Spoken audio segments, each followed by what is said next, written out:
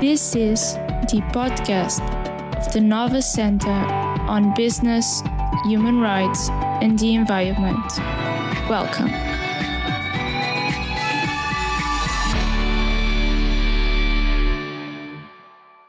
Hello everyone, my name is Ana Duarte and I'm a research associate of the NOVA Center on Business, Human Rights and the Environment. In this episode, we are going to talk about the implementation of the Corporate Sustainability Due Diligence Directive for Portuguese companies and the strategy to advance sustainability in small and medium enterprises. I have the pleasure to have with me Professor Claire Bright, Hello. Associate Professor at NOVA School of Law and Founder and Director of the Center, and our guest, Bernardo Ivo Cruz. Hello. Bernardo is a notable figure in international relations and sustainable development. With a PhD from the University of Bristol, he has held key positions in the Portuguese government, including the Secretary of State for International Trade and Investment and the Secretary of State with a portfolio on human rights and democratization within the Foreign Ministry. You can find more information about Bernardo in the link below the information of the podcast. So first, I want to thank both of you for being here, and I want to start with Claire. Claire, could you please provide us with an overview of the Corporate Sustainability Due Diligence Directive, also known as CSDDD, and its significance in the European Union? Yes, of course. Thank you very much, Anna. And I take that opportunity to say it's always a pleasure. The podcasts that we do for the NOVA Center on Business and Human Rights are entirely student-led, and it's wonderful to have wonderful students like Anna that are leading that initiative. And thank you so much, Bernardo, for taking the time in your busy agenda to be here today. It's really a pleasure. It's a pleasure, thank you. So to tell you about the Corporate Sustainability Due Diligence Directive, I thought perhaps I would start with a bit of context. So in 2018, the European Commission adopted its action plan on financing sustainable growth, which provided for the need to carry out two studies in particular with relevant stakeholders to assess, first of all, the possible need to develop and require corporate boards to adopt sustainability strategy, including due diligence strategies within their supply chains, and measurable targets, and also the possibility to clarify the rules on directors' duties. And then based on this action plan and these needs that were mentioned here by the European Commission, two studies were carried out. I co-authored the first study, which was the one on due diligence requirements through the supply chain for the European Commission. And I think it's useful to go back to some of its main findings to understand the directive as it is today. That study was organized around four main pillars. The fourth one was looking at market practices. So we looked at what companies were currently doing in the EU, but also outside in terms of due diligence, through a survey that received over 600 responses. Interviews, we carried out over 50 interviews and informal calls, and also company case studies. And in that first component of the study, what we found was that there was a limited uptake of human rights due diligence expectations by companies, and in particular, only 1/3 of companies indicated that their companies actually undertook human rights and environmental due diligence, taking into account all the impact they could have. So what this highlighted was the need to go beyond soft law instruments that had so far been predominant in international law to actually introduce legally binding requirements on companies. The second part of our study looked at was a regulatory review. So here we analyzed the growing number of laws that were seeking to encourage or require companies to adopt processes in terms of human rights and the environment, so sustainability processes, in other words. We saw different categories of laws. Some of them were imposing reporting requirements, like the California Act, the UK Modern Slavery Act, the Australian one, etc. Some of them would impose human rights due diligence requirements, but specific to a specific issue or sector, like child labor for the Dutch law, or timber for the EU regulation, or conflict minerals for the other EU regulation, etc. And then we saw some laws that had made it legally binding obligations for companies to adopt human rights and environmental due diligence processes. At the time, the French law was the only model we had, and since then, Germany and Norway have followed the path.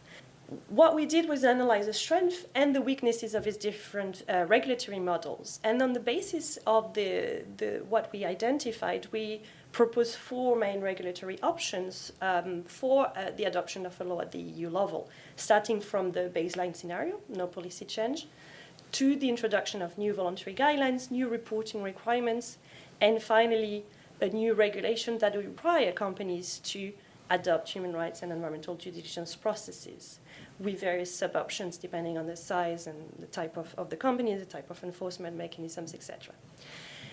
And then we presented these various options to the relevant stakeholder groups, including business organizations, companies, government representatives, academics, practitioners, etc.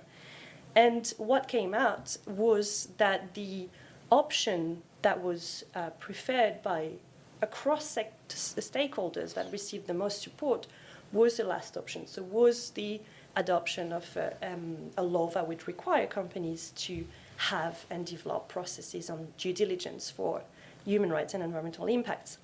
This was seen as the option that would actually yield the greatest positive social, environmental, and human rights impacts.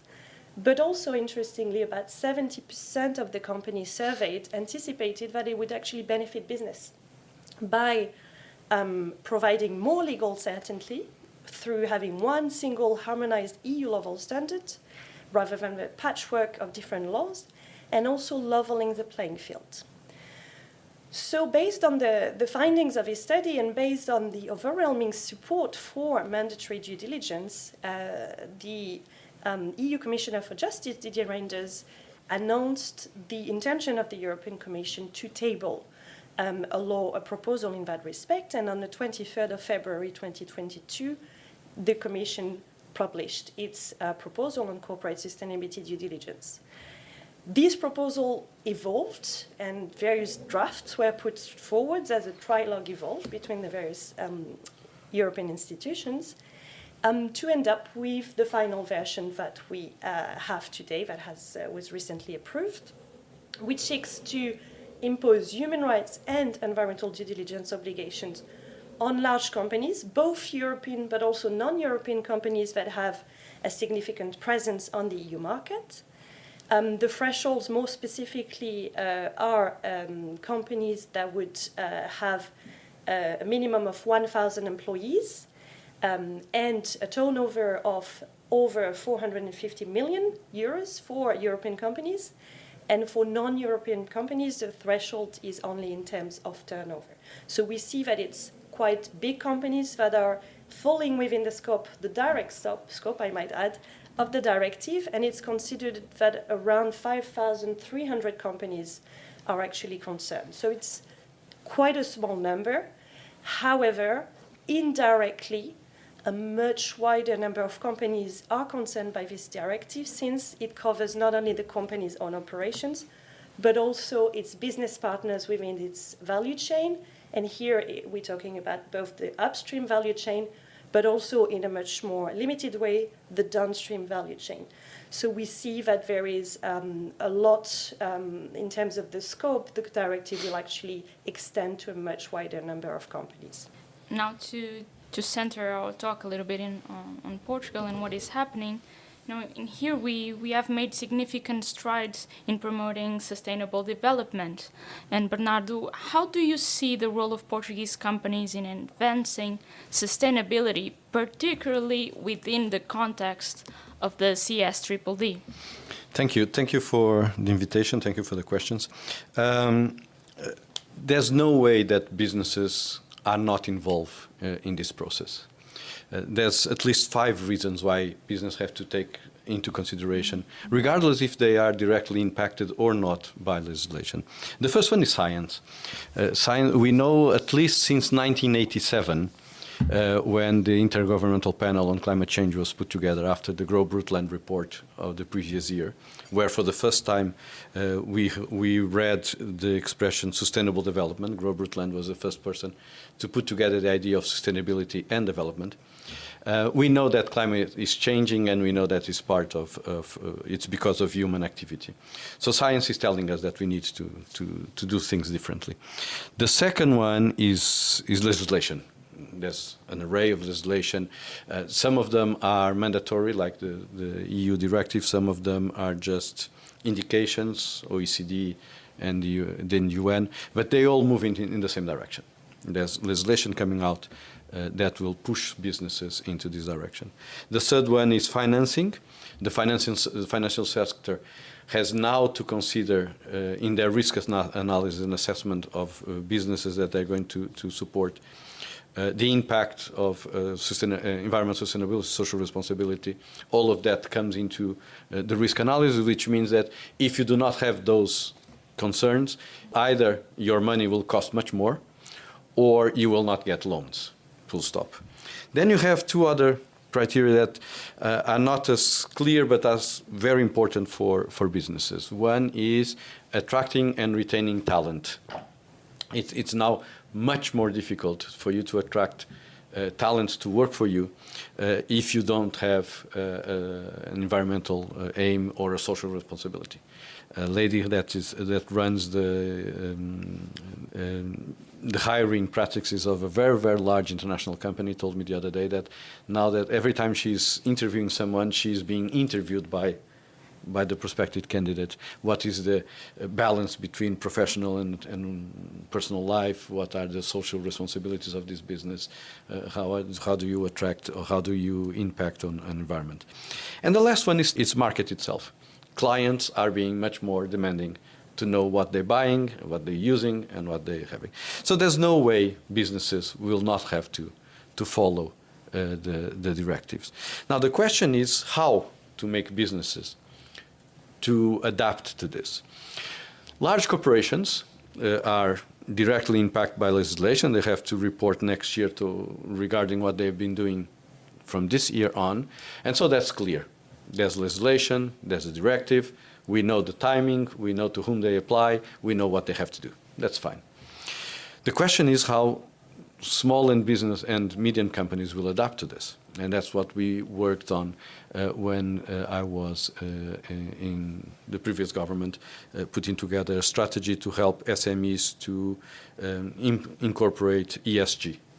And we can talk about that further on our conversation. Thank you so much, Bernardo. And also, talking with you, Claire, in your research, what have been the main challenges and opportunities for companies in adhering to the Corporate Sustainability Due Diligence Directive, particularly in terms of implementation and compliance? Thank you very much, Ana.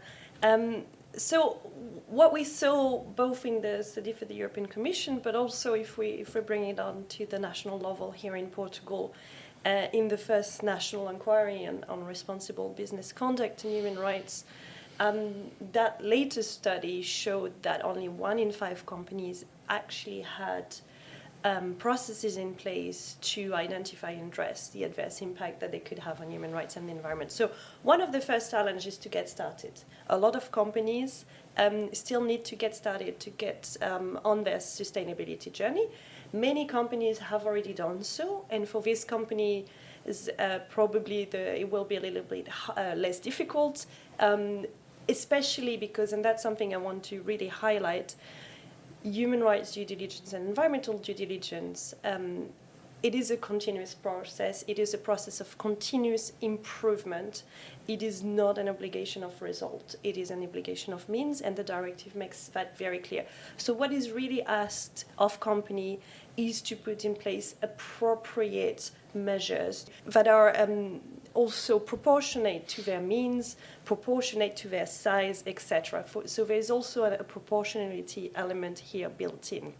And I would like to reassure the companies that perhaps have not yet really started about the cost of doing due diligence. This was actually the fourth part of our study, which was led by economists. It was the impact assessment, which showed that the cost of mandatory due diligence compared to the revenue of companies is relatively low. In fact, for large companies, it is less than 0.009%, and for SMEs, it is less than 0.14%. So it's actually not such a disproportionate cost, and in the long term, as we have heard also from Bernardo, it is something that companies will need to do and that will bring value to them.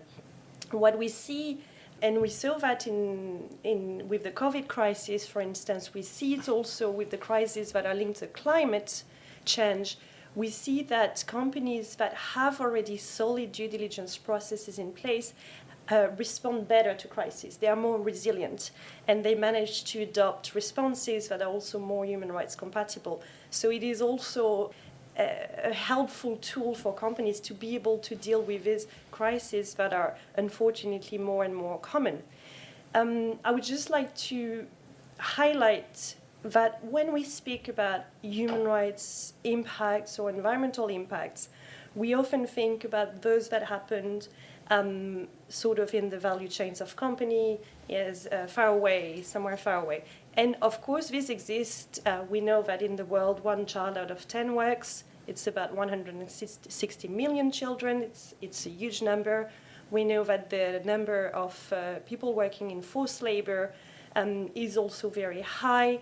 And that's very prevalent sort of issues of working conditions, poor and unsafe working conditions are quite common in value chains. But corporate-related human rights impacts are also observed in Europe, in European countries, in all of the European countries, in Portugal as well. Examples there that are more predominant include issues of discrimination, precarious employment of workers, for instance, in sectors like the hospitality sector, the gig economy, labor standards of workers in the garment industry, working condition of migrant workers, for instance, in the agricultural sector, or corruption issues that are linked to mining. We can think about lithium mining as an example. So these are all business human rights issues that are occurring and that are important for companies to be able to tackle through solid due diligence processes. Another opportunity for companies to put in place these processes is also to address their reputational risk, because we heard also from Bernardo, there is more and more demand coming from investors, but also from consumers, from employees, etc., for companies to behave sustainably. And that's important. And it's also a good way, and perhaps the best way for companies to avoid the litigation risk, because having solid and appropriate and reasonable due diligence processes in place is actually the best way to avoid being civilly liable at a later stage. So we have a lot of opportunities ahead of us. But now, Bernardo, in your opinion, what are the key barriers preventing broader adoption of sustainable practice among Portuguese businesses? And how can these barriers be addressed? Okay. The issue is mainly with SMEs. As I said before, and Claire has mentioned that also, SMEs in Portugal, they are not impacted by the directive. There's no SME in Portugal that is listed, therefore they are outside the scope of the directive. That doesn't mean anything, to be honest, to a business, because if an SME is part of a supply chain of a large company, they are impacted by their clients. Large companies or companies that are impacted directly by the directive will have to look at their supply chain to make sure that the supply chain is compatible with their environmental, social, human rights responsibilities. So if you are a Portuguese SME, and 99% of the Portuguese businesses are SMEs, they provide 4 billion jobs to our economy. If you are an SME and you provide services or products or goods to a large corporation, you are impacted by the fact that your clients are impacted. They will look at their supply chain and they will say, I like a lot to work with you, but I cannot carry on working with you because the legislation implies that I have impact on me and I have to make sure that all my supply chain is compatible. So it's rather indifferent to know if the legislation impacts on you or not. Market impacts on you, your clients impact on you. If you provide services to a large corporation in Europe, you are impacted by the legislation, and is not what the directive says for SMEs 2027 or 2028 is now, because your clients are now being impacted by this. So starting on that, we can dismiss the idea that is not for SMEs. It is for SMEs, and it is for everybody. How did we address the issue? The first thing we did was to create an enormous partnership with lots of different agents and actors. Universities, NOVA is one of them, and we thank very, very much Claire and the Center for helping us to put this strategy together. Business associations, who are the key of our partners, local governments and regional governments, NGOs, foundations, the UN, the OECD, the European Union, they all came together to help us to design and implement the strategy that we put together to help Portuguese SMEs to comply with ESG. The first thing was to talk to them and to say what we're going to do and why we're going to do it and how we're going to do it.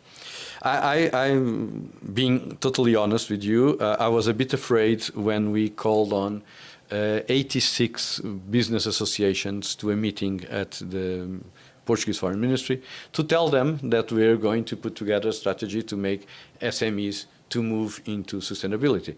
I worried that we were going to have a fight on our hands, businesses associations saying, oh, my members are too small, or they have to focus on keeping the lights on and paying salaries, and here comes the government with another ridiculous idea, and we always creating problems. So those were my concerns when we started the meeting. So I gently put the notion on the table, and the first business association that took the floor after I said what I had to say said, finally, we've been waiting 4 years for the government to wake up and smell the coffee. We've been doing this for the last 4 years, and we're very happy that you now finally came to the table and understand that we need help to put this together, but we need to do it. And there was only one association that raised the issue of who's going to pay for it. Everybody else said, and that too, that association, the same, said, we're very happy, but we need to move forward. So the first thing we did was to create this massive partnership that covered everybody that we could think of and that could help us. The second thing we did was to understand that we need to make sure that we could provide 4 sustainabilities for businesses. We need to make sure that to help them in environmental sustainability and their path to environmental sustainability. We need to help them in their path to social responsibility and human rights, good governance, which sometimes is the most difficult. But we need to make sure and ensure that we had a 4th sustainability built into the system, which was economic and financial sustainability for businesses. If we went too far, or if we were too demanding, we run the risk of running the businesses aground, and then 99% of the Portuguese businesses, 4 billion jobs, could be lost in the process. So we need to make sure that we did what the directive was calling us to do, and science and talent and markets, but we do it in a way that we manage to keep the businesses not only flourishing, but actually more competitive than other businesses.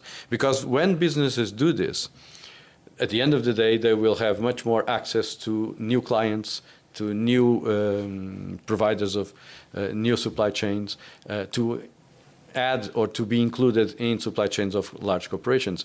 Because when you go to a corporation, they will ask, so what is your environmental and social responsibility practice? And if you can show them that you have those, you will join new supply chains. If you cannot, you will not. So it's also a strategy of competitiveness for Portuguese SMEs to get ahead of the curve and go as fast as they can. So we put together a three package of services, training, tools to measure and report, and mentoring, where large corporations will help SMEs to do this work. I was very surprised when we finally unveiled the whole strategy to learn from UNCTAD and a very large business corporation. Both of them said the same thing. Portugal is the only country in the world that has a strategy that is multi-industry. You will find strategies for the car industry or the textile industry here and there.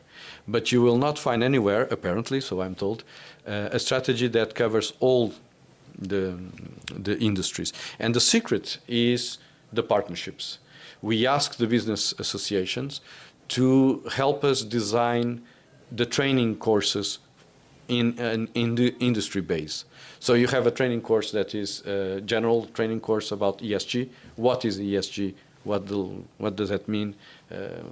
How should we move about to comply? But then we have a second training element that is run by the business associations, ESG for my sector.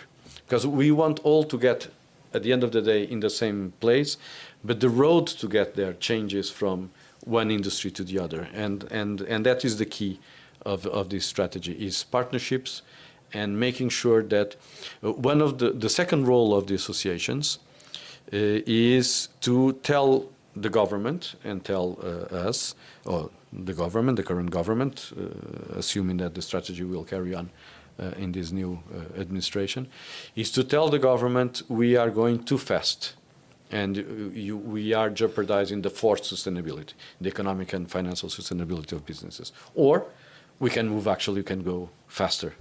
There's room to run. So what we asked businesses associations were two things. On one hand, bring us your members and make sure they understand why we're doing this and help us prepare them. On the other hand, be the gatekeeper. Make sure that we are not running way ahead of the capacity of businesses to adapt and integrate this. I was, to be honest, I was a bit scared or a bit concerned, because what we did was to put together a Via Verde, a sort of highway to sustainability that businesses could or not embrace. There's no legislation that imposes on SMEs to do it. It's the power of persuasion and working with partners and having a good program, making sense. What we are offering makes sense to businesses. But I was put out of my fears by the fact that on the first training course that we put together with Portuguese government and the United Nations, with the Global Compact for Sustainable Development, we had on the first day of the first training 1,500 companies signing up to the training. So, as Claire said, this is a process. When we think we've done it and we are all sustainable, we'll have to start again, because reality moves, climate changes, human rights improve. So we need to keep on going, and companies will have to come back to training again and again and again. But at the first day of the first training course, we had 1,500 companies. So I'm optimistic that the businesses have taken into their considerations the need to do this. And when the businesses now, it's rather indifferent if people will carry on this, because business associations and business themselves will knock on doors and say, we want to do this. We need to carry on doing this, regardless if you want to change this or that. The logic or the idea of a strategy to help SMEs to fulfill ESG criteria has been taken on board by the businesses. So I'm optimistic that we'll get there. So, Bernardo, you talked a little bit about the strategy for Portuguese companies and what is going to be implemented in Portugal. But what was based that strategy that you implemented? Did some science-based policy, and what are the limitations? Thank you. The whole strategy is born on science. And what science tells us. The science is telling us, the first time that the United Nations spoke about the relationship between what the United Nations has a very nice expression for talking about all of us, the human family. The first time that the United Nations expressed concern about the relationship between the human family and the planet was in 1949. It was 4 short years after the end of the war, 4 short years after the creation of the United Nations. At the time, obviously, nobody was talking about climate change. We were worried about overused resources, overuse of natural resources. Then in 1967, the UN decided to do a world conference on climate, on nature and the relationship between the human family and the planet. It was held in 1972 in Stockholm. And then you had the 86 report from Groot-Brundtland and the 87 creation of the Intergovernmental Panel. So by 87, we knew, science was telling us that climate was changing. And then we spent, from 87 to 2015, 28 years arguing if science was science or if there was a strategy to keep developing countries in a developing stage or to help or to hinder cooperation. Well, there was loads of conspiracy theories around this. And we wasted 28 years that we could have used to make the changes that we need to do in a much more calm and leisure pace. So there is limits to public policies based on science. And there were at least 2 major limits. But before that, I just came across a Scottish poet, contemporary Scottish poet, a guy called Damien Barr. And Damien says in poetry what I'm going to tell in prose. Damien says, we all use the expression, we are all in the same boat. Damien says this is not true. We are all in the same storm. But some of us are in a nice boat and some of us are just floating in the waves trying to survive. So when we design public policies, we need to think about the people who are in the storm more than the people that are nicely in the boat. So public policies, science-based public policies, have to take that into consideration. And science is telling us that we should change all the vehicles from internal combustion engines to electric cars today.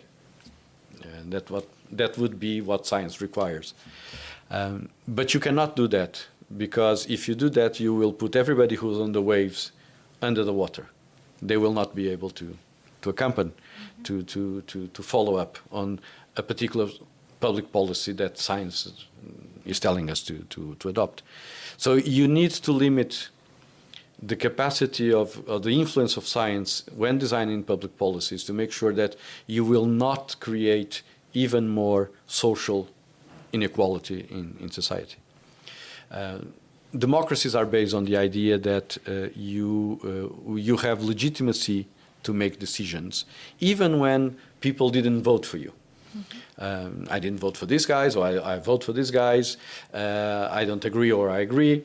It's indifferent, as long as you recognize that the people who are in charge at the moment are there because they got there in a legitimate way. The process was fair, elections were clear, there were no frauds. You may agree, not agree, but you recognize that is a legitimate system. If you lose legitimacy, you will lose the whole system. And if you go too far, not taking into consideration that not everybody is on the boat, but some people are in the waves, you can lose legitimacy of the system. And that would kill the whole democratic system. The other limit to public policies based on science, it's science itself. If tomorrow science would come out and say, well, I just found out a wonderful source of energy that is environmentally friendly, costs zero and has no end, most of our problems would be over. So I'm still waiting for science to come out and tell us that.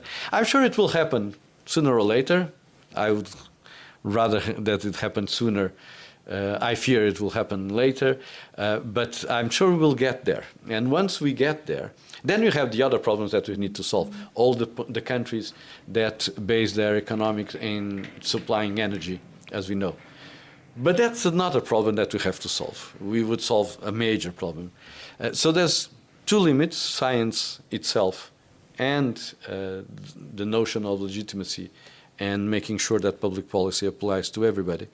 That makes that we cannot go as fast as science would want us to go. But those are the limits of public policies and democracy. We will not throw democracy out of the window. We need to make sure that we recognize those limits and we work within those limits to help businesses, in this case, to take this journey from non-sustainable and no social responsibility to a new level of businesses. That, as I said before, it's actually good for businesses. If you do this, you will become more competitive, you will have more clients, you will have both more people buying your things and you providing services to more clients. So it's a win-win as long as you can do it in a way that you do not destroy your economic and social financial foundation of the businesses. Yeah, totally. I agree with your view.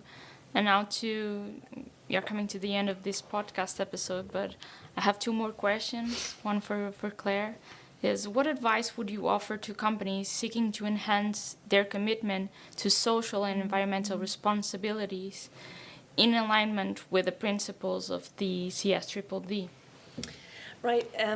So I think here it's important to look at the experience of practice and the countries that have already adopted laws requiring companies to exercise human rights and environmental due diligence. France was the first one in 2017, so we have a few years here of experience. We have a few years of implementation by companies. And what do we see? What are the lessons that we can get from there and that can serve companies that are starting on that journey? The lessons are several. Well, first of all, the law has been extremely effective in getting companies to start. So some companies had already started, but a wider number of companies have then started on that sustainability journey following the law. However, there are some elements that needs to be improved, and there is a report in particular on the implementation of the law that was done for the French government that showed a few elements. There is another, I'll come back on these elements, but there is another study by PwC that was done that showed that 80% of French SMEs that were not in the scope of the law, since the law only applies to large companies, were asked by the larger companies in scope of the law to put in place due diligence processes. And this goes to what Bernardo was saying earlier. So we see in practice it has an impact. However, what the study shows is that these companies were not accompanied at all, not financially, not by trainings or anything by these larger companies in scope. That is very complex for small and medium companies. And the idea of due diligence is the idea of a shared responsibility model. The idea is not to discharge a responsibility onto the business partner and the supplier, even less so when it's a small and medium companies, because obviously their means are more limited. The shared responsibility models is a model that requires working together to achieve a goal. So it provides that accompaniment to the business partners. That can be done through several ways. We talked about the financial way, financial support trainings. It's also important for companies to look at their contractual provisions and make sure that these do not represent that sort of discharging of the burden towards the business partners. And in fact, I'm part of an expert group that has developed some European model contract clauses that are freely available on the web to help companies embed this shared responsibility model within their supply chain agreements. It's also important for companies to look at their own purchasing practices, because most of the time these contribute to adverse impact. So if you ask your supplier to double the order by next week, and you don't increase the price per unit, you don't accommodate the time that it takes to actually double that order, necessarily what you are doing is encouraging that supplier to adopt not responsible practices in terms of working conditions, etc. So it's very important for companies to look at their own purchasing practices and what this might have, the impact that this might have on human rights and environmental standards and the respect of us by their suppliers. Other lessons that we can learn from the French example, but also the German example, is that many companies tend to approach these laws as a tick box exercise rather than trying to embrace the spirit of the law. So my advice would be to stick less to the letter of the law and try and find the spirit of the law. And it's actually quite easy to find the spirit of the law if we look at the existing international standards in the field. And one key element there to embrace that spirit is stakeholder engagement. Stakeholder engagement is the cornerstone under international standards of the human rights due diligence process. It is through consulting stakeholders, both internal to the company, but also external.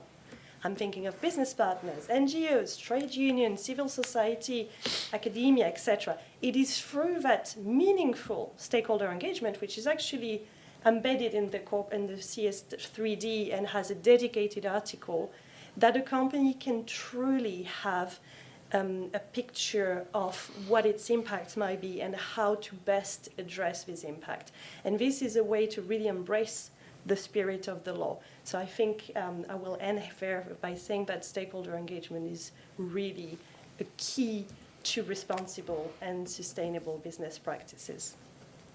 Yeah, and finally, looking ahead, Bernardo, what do you envision as the future of sustainable business practice in Portugal, and what steps should be taken to ensure continued progress in this area?